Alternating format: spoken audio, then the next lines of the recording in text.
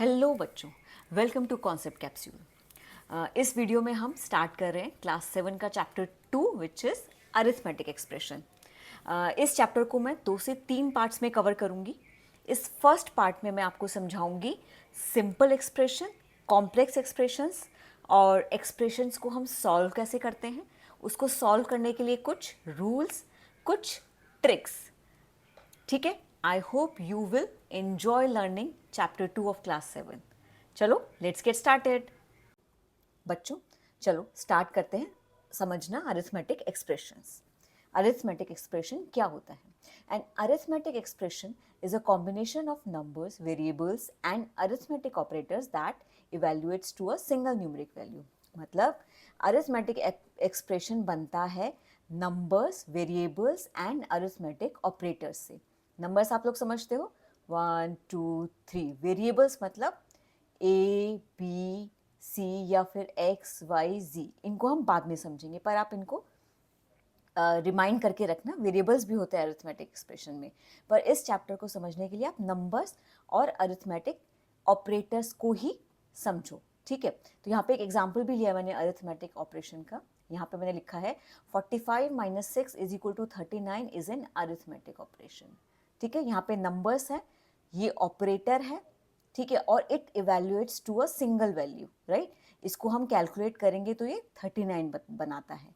ठीक है, तो इसी का एक और एग्जांपल लूँ मैं अरिथमेटिक एक्सप्रेशन का, जैसे इजी सा 3 plus 6 is equal to 9। This is also an arithmetic expression, है ना।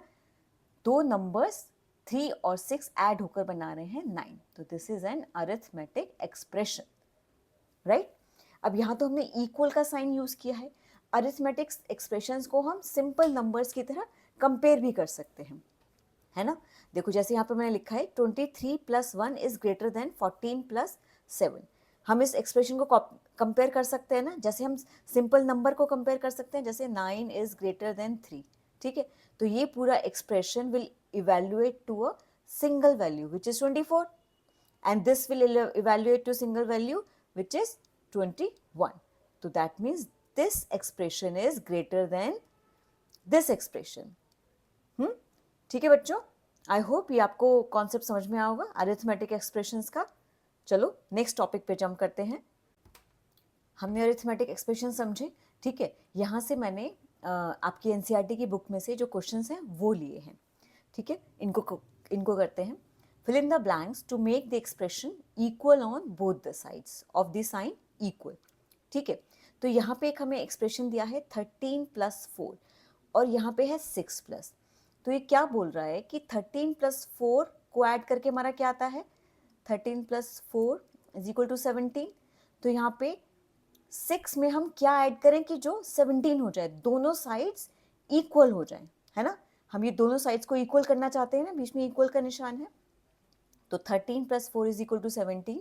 तो 6 में हम क्या ऐड करें कि वो 17 हो जाए, 11, है ना। ये तो इजी है, 11 प्लस 6 इज 17। ठीक है, 13 plus 4 is equal to 11 plus 6। अब दोनों साइड्स इक्वल हो गई, है ना बच्चों। चलो नेक्स्ट क्वेश्चन करें। 22 plus fill in the blank is equal to 6 into 5। तो पहले हम इसको इवेल्युएट करते हैं। 6 इंटू 5 इज 30। तो दैट मीन्स क्वेश्चन बोल रहा है कि हम 22 में क्या ऐड करें कि वो 30 आए, राइट। तो 22 प्लस 8 इज 30। ठीक है, आया समझ में। अब ये क्वेश्चन आप अपने आप करना, ठीक है। सी आप अपने आप करना, डी मैं आपको कराती हूँ। तो यहाँ पे एक साइड में है 25 और एक साइड है 34 minus fill in the blank. इसका मतलब है 34 में से हम क्या माइनस करें कि 25 आए। तो हम क्या माइनस करें 34 में से कि 25 आए, 34 माइनस 9 इज इक्वल टू 25। 34 में से हम 9 माइनस करेंगे तो 25 आएगा, राइट। चलो ये क्वेश्चन भी हम कर ही लेते हैं, एक क्वेश्चन को क्यों छोड़े। तो यहाँ पे इसने बोला है 8 multiply by fill in the blanks is equal to 64 divided by 2। तो 64 डिवाइडेड बाय 2 को पहले हम कैलकुलेट कर लेते हैं। 64 को 2 से डिवाइड किया तो क्या आएगा, 32, राइट। तो हम 8 में क्या मल्टीप्लाई करें कि 32 आ जाए, है ना। 8 में हम क्या मल्टीप्लाई करें कि ये दोनों साइड्स इक्वल हो जाएं, राइट। तो 8 का टेबल पढ़ेंगे, 8 4 ज़ा 32, right. 8 into 4 will be equal to 64 divided by 2। ठीक है बच्चों, आई होप आपको एक क्वेश्चन समझ में आए होंगे। चलो अब नेक्स्ट सेट ऑफ क्वेश्चंस करते हैं। Another is arrange the following expressions in ascending increasing order of their values. ठीक है, तो ये आप कर सकते हो। ये एक्सप्रेशंस को आप पहले कैलकुलेट करो और फिर इसको इंक्रीजिंग ऑर्डर में आप सेट कर दो। दिस इज नॉट टफ, तो I will not attempt it, you all have to try it. ठीक है बच्चों, आप इवेल्युएट तो कर सकते हो ना। जैसे 67 minus 19 is equal to how much? 67 minus 19 is 48, right. ठीक है, इसी तरीके से आप बाकी चीज़ों को इवेल्युएट करो और इनको इंक्रीजिंग ऑर्डर में सेट करो। तो बच्चों, हमने सिंपल एक्सप्रेशंस पढ़े, ठीक है, उसके कुछ एग्जाम्पल्स भी किए। ठीक है, अब हम समझते हैं कॉम्प्लेक्स एक्सप्रेशंस। कॉम्प्लेक्स एक्सप्रेशंस क्या होते हैं? Complex expressions are those expressions that look a bit confusing or complicated at first because they have many operations like plus, minus, multiply और division. That means एक एक्सप्रेशन में अगर बहुत सारे operators हैं तो वो कॉम्प्लेक्स एक्सप्रेशन होता है। अभी तक हमने एक्सप्रेशन में सिर्फ एक सिंगल ऑपरेटर पढ़ा है, राइट।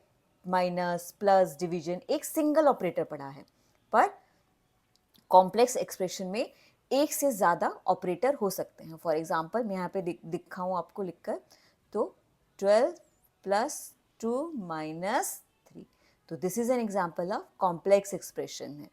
इसमें प्लस भी है और माइनस भी है। Another example is 2 into 2 plus 3। अब इस एक्सप्रेशन में भी दो हैं, मल्टीप्लिकेशन भी है और एडिशन भी है, तो this is the example of complex expression, right. Next, complex expressions में कभी कभी या मैनी टाइम्स ब्रैकेट्स भी होते हैं। ठीक है, ब्रैकेट्स होते हैं, तो अगर मैं इसी को मैं एग्जांपल बताऊं, इसी में अगर मैं यहाँ ब्रैकेट लगा दूं, ब्रैकेट्स का मतलब होता है एक्सप्रेशन में पहले हम ब्रैकेट के अंदर जो हमें छोटा सा ये एक्सप्रेशन बन गया ना, सिंपल एक्सप्रेशन है या जो भी छोटा सा ये एक्सप्रेशन बन गया, इसको सॉल्व करेंगे। ठीक है, किसी भी एक्सप्रेशन में अगर ब्रैकेट है तो पहले हम ब्रैकेट के अंदर जो ऑपरेशंस है उन्हें सॉल्व करेंगे। ठीक है बच्चों, तो ये भी एक एग्जांपल है, एक रूल है कॉम्प्लेक्स एक्सप्रेशन का।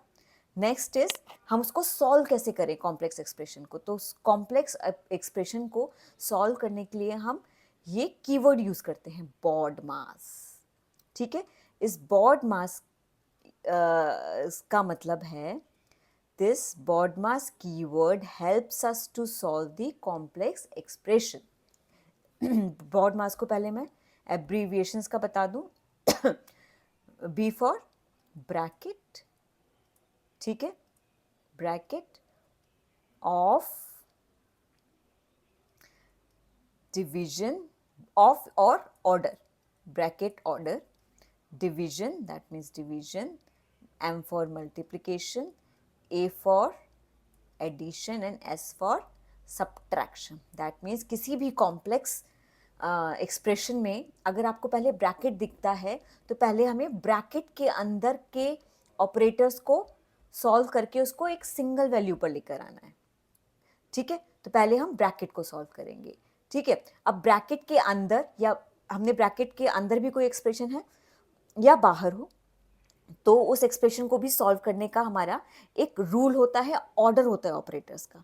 तो किसी भी एक्सप्रेशन में हम सबसे पहले सॉल्व करते हैं डिवीजन को, ठीक है, उसके बाद करते हैं मल्टीप्लिकेशन को, then addition and then subtraction.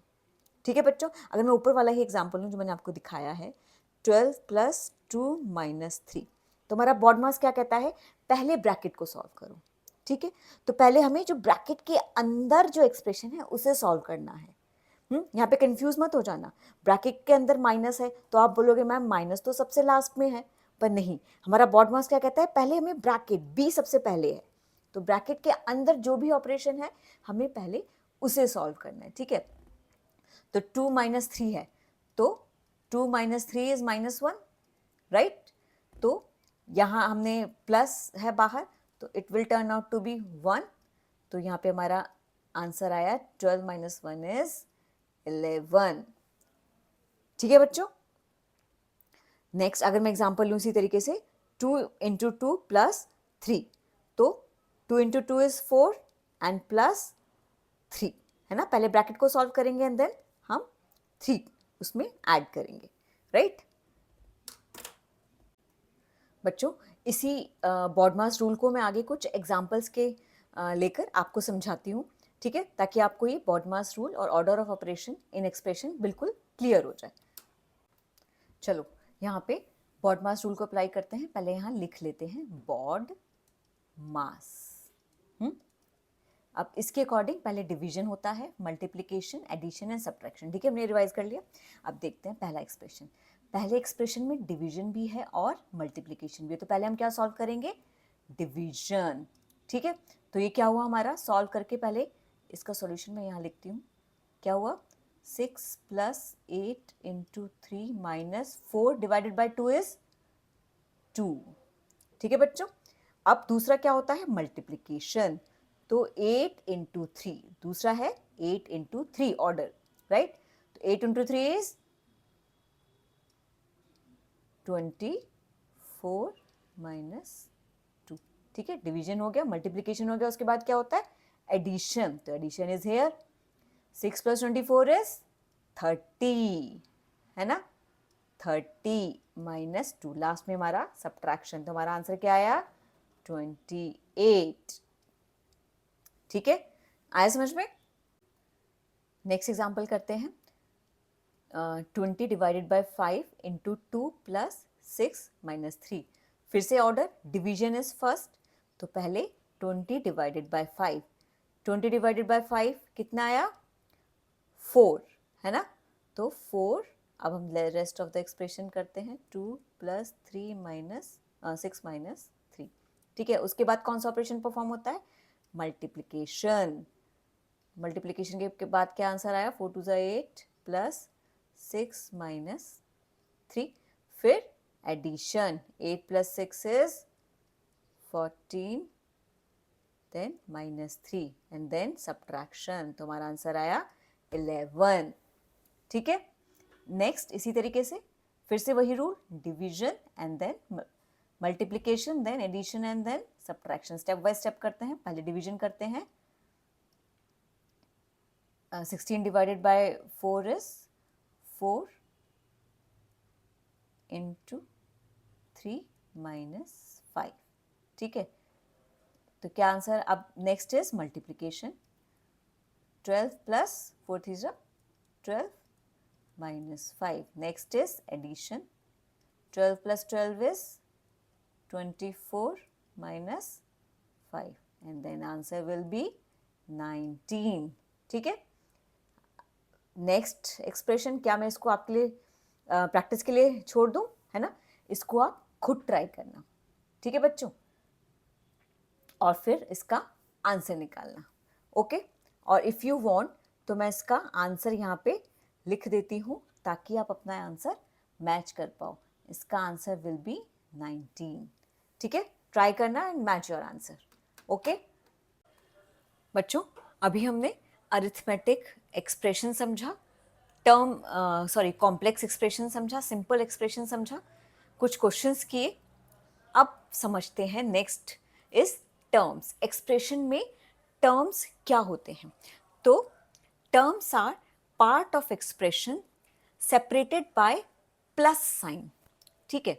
तो यहाँ पे मैं अगर आपको एग्जाम्पल समझाऊँ, यहाँ पे हमने एग्जाम्पल लिया है -18 - 3, ठीक है। तो यहाँ पे तो प्लस है नहीं, तो इसको हम, आपको साइंस के रूल मालूम है, प्लस ब्रैकेट -3 भी लिख सकते हैं, ठीक है। तो क्योंकि जब हम ब्रैकेट खोलेंगे प्लस माइनस बिकम्स माइनस, तो it will in turn become 18 - 3, plus आगे लगाने से इसका साइन यहाँ पे चेंज नहीं होगा, नेगेटिव वाला, ठीक है। तो नाउ हमारी कौन कौन सी टर्म आई, टर्म आई 2, -18 एंड -3, राइट. तो terms are separated by positive sign. तो now next example is 6 into 5 plus 10. 6 into 5 plus 10. ठीक है, तो यहाँ पे टर्म्स क्या क्या होंगी, पॉजिटिव साइन से क्या क्या डिफरेंट सेपरेट है. एक तो ये चीज सेपरेट है, एक पॉजिटिव साइन से, एक ये सेपरेट मतलब दो ऐसे नंबर या टर्म्स जो पॉजिटिव साइन के से सेपरेटेड हैं, अलग अलग हैं. ठीक है, तो यहाँ पे 6 into 5 and plus and 10 are separated by positive sign, right? तो 6 into 5 is 30 and 10 is 10. तो ये हमारे पास दो टर्म्स क्या आई, 30 and 10. और टर्म्स कभी भी एक्सप्रेशन में नहीं होती हैं, इसीलिए मैंने यहाँ पे मल्टीप्लिकेशन को सॉल्व करके 30 लिखा. Term is always a number which is separated by, always numbers which are separated by plus sign. ठीक है बच्चों, टर्म ये तो इजी सा एग्जाम्पल था और ये टर्म भी इजी सी थी. ठीक है, चलो now jump to this table which is there in NCERT book, जिसमें इन्होंने क्वेश्चंस दिए हैं आपको टर्म्स समझाने के लिए, और ये एक्सप्रेशन दिए जिसमें से हमें टर्म्स निकालनी है. इस प्रैक्टिस से आपको समझ में आएगा टर्म्स कैसे निकालोगे आप, है ना. ठीक है, तो यहाँ पे फर्स्ट एग्जाम्पल दिया हुआ है 13 - 2 + 6. ठीक है, तो हमने क्या पढ़ा था, terms are separated by positive sign. तो यहाँ पे ये तो ठीक है, this is an a term, ये तो सीधे सीधे दिख गया, पर इन दोनों में से बीच में माइनस है, तो माइनस को कैसे करेंगे, जब बीच में माइनस होता है तो यहाँ प्लस लगा देंगे और ब्रैकेट में हमारा -2 आ जाएगा. तो हमारे पूरे एक्सप्रेशन में टर्म्स आ गई, है ना. कौन कौन सी आई, 13 - 2 and 6. ठीक है, now let's jump to second example, 5 + 6 into 3. ठीक है, तो यहाँ पे एक टर्म तो ये हो गई 5 प्लस साइन से सेपरेटेड, और दूसरी टर्म विल बी दिस. तो हमारी कौन कौन सी टर्म हुई, तो इसको हम एक एक्सप्रेशन में सॉल्व कर देंगे ना, क्योंकि टर्म में कभी ऑपरेटर नहीं होता. तो दिस विल बी 6 into 3 18. तो यहाँ पे हमारी दो टर्म्स हो गई, है ना. नेक्स्ट 4 + 15 - 3, है ना. दो टर्म्स तो यहाँ हमें दिख रही है पॉजिटिव साइन से सेपरेटेड, 4 and 15. लास्ट इज -9, तो हम इसको कैसे लिख सकते हैं, -9 को प्लस साइन लगा देंगे और -9 हम ब्रैकेट में लिख देंगे. तो हमारे यहाँ पे तीन टर्म्स कौन सी हुई, 4, 15 and -9. ठीक है बच्चों. Now next is first term तो 23 हो गई, है ना, क्वाइट ऑब्वियस, ये हम एक्सप्रेशन से देख के पता कर सकते हैं. यहाँ पे पॉजिटिव साइन से सेपरेटेड 16 भी है एक टर्म. अब बचता है ये बीच वाला, यहाँ पे हमें दो ऑपरेशंस हैं, एक तो माइनस भी है और इनटू है. तो ये तो हमारी एक टर्म हो ही गई, है ना. इसको तो हम सॉल्व कर ही सकते हैं, पर माइनस को भी जैसे हमने पहले सॉल्व करते हुए आए हैं वैसे कर सकते हैं. तो यहाँ हुआ हमारा 23, 4 into 2 8 हो गया, और माइनस हो गया, और यहाँ पे 16, है ना. Next is this. अब मैं इसको समझाऊंगी नहीं, आंसर लिख दूंगी, एंड आई होप आपको समझ में आएगा.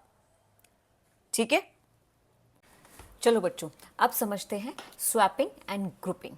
स्वैपिंग एंड ग्रुपिंग दो तरीके हैं एक्सप्रेशंस को इजीली सॉल्व करने के लिए. ठीक है, चलो समझते हैं. पहले स्वैपिंग की डेफिनेशन पढ़ ले. Swapping means changing the order of terms without changing the result. When we swap numbers in addition or multiplication, the total or product does not change. It just looks different. ठीक है, तो swapping मतलब changing the order of the terms. यहाँ मैं example करूँ, अगर मेरे पास 3 + 7 है, ठीक है, इनका टर्म्स का ऑर्डर चेंज कर दूँ, मैं इसको कर दूँ 7 + 3, तो हमारा रिजल्ट सेम ही आएगा, है ना, 10 ही आएगा. तो this is called swapping, changing the order of the terms.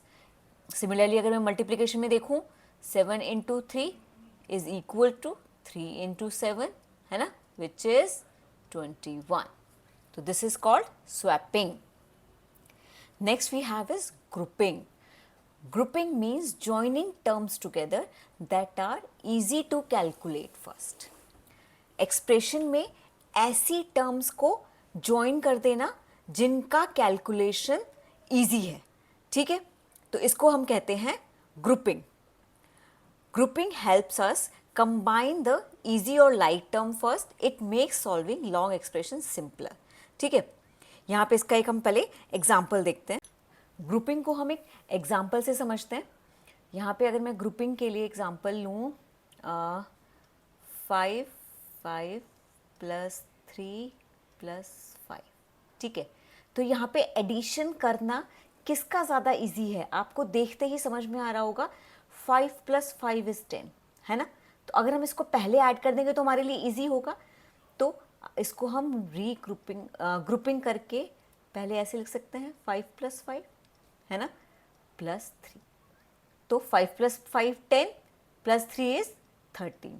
तो हमारे लिए एडिशन इजी हो गया, है ना बच्चों। इसी चीज़ को कहते हैं ग्रुपिंग। अब इसका एक और अगर आपको एग्जांपल बताऊं मल्टीप्लिकेशन में, यहाँ पे मैं बोलूँ 5 इंटू 2 इंटू 10, राइट। तो इजी कौन सा होगा, पहले 10 से मल्टीप्लाई कर दें, है ना। 10 से अगर हम मल्टीप्लाई कर दें 5 into 10 is equal to 50 into 2, that is, और ये हमें पता है 50 इंटू 2 इज 100। तो वी कैन रीग्रुप, है ना। 5 और 10 को पहले कर दिया और 2 को इसको बाद में मल्टीप्लाई किया। तो दिस इज कॉल्ड ग्रुपिंग, ठीक है बच्चों। स्वैपिंग एंड ग्रुपिंग के बाद हमारा नेक्स्ट टॉपिक है ब्रैकेट्स इन एक्सप्रेशन, ठीक है। बॉडमास में मैंने आपको ब्रैकेट का एक हिंट दिया था, यहाँ पे थोड़ा और इसे डिटेल करते हैं। तो ये टॉपिक क्या कहता है, with brackets you must evaluate inside the bracket first, ठीक है। ये मैं आपको पहले बता चुकी हूँ कि अगर किसी भी एक्सप्रेशन में ब्रैकेट है तो पहले जो ब्रैकेट के अंदर एक्सप्रेशन है उसको सॉल्व करना है ना, उसके बाद बाहर का। तो यहाँ पे एग्जाम्पल लिया है 5 मल्टीप्लाई बाय 3 प्लस 2। तो पहले ब्रैकेट के अंदर 3 प्लस 2 सॉल्व करेंगे, उसके बाद हम बाहर का सॉल्व करेंगे। एक और एग्जाम्पल अगर मैं लूँ 10 प्लस 2 प्लस 3, तो पहले ये ब्रैकेट का सॉल्व करेंगे, ठीक है। तो यहाँ पे क्या होगा 10 plus 5 is equal to 15। Next point है, if a bracket is preceded by minus then removing the bracket changes the sign of the inside terms। अगर ब्रैकेट के बाहर नेगेटिव का साइन है और हमें ब्रैकेट ओपन करना है तो अंदर की टर्म्स के साइन रिवर्स हो जाएंगे या चेंज हो जाएंगे, है ना। तो जैसे ये एग्जांपल में दिया है 15 minus bracket 4 plus 2 bracket 1।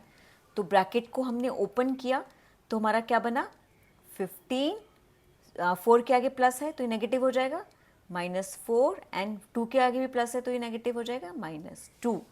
Similarly अगर मैं एग्जांपल और लूँ 10 माइनस 5 माइनस 3, तो यहाँ मैं ब्रैकेट ओपन करूँ तो क्या आएगा, 5 यहाँ प्लस का है, हम नेगेटिव है तो 5 का साइन रिवर्स होके माइनस आ जाएगा, यहाँ 3 माइनस है तो 3 का सिंबल हो जाएगा +3, है ना।